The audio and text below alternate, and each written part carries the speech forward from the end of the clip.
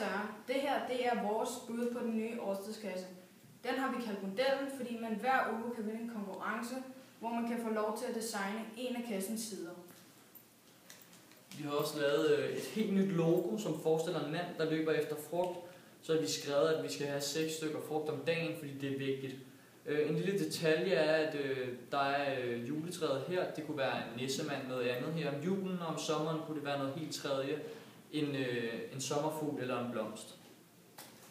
Her har vi som sagt siden, man kan vinde. Den kan du få lov til at designe, hvis du vinder konkurrencen, selvfølgelig inden for rimelighedens grænser. Hver uge vil der være en ekstra frugt med.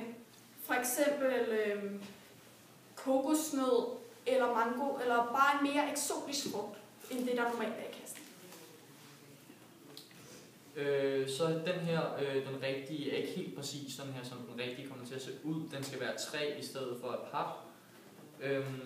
Ja, det er sådan den store forskel. Vi vil gerne have den i 3.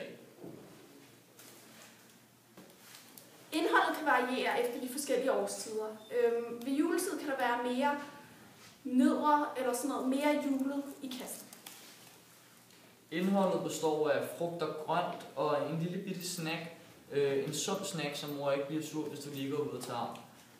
Frugten, det kunne være bananer, æbler, pærer og noget, som er let at spise, og det grønne kunne også være noget, der er let at spise, noget som gulerødder og agurker.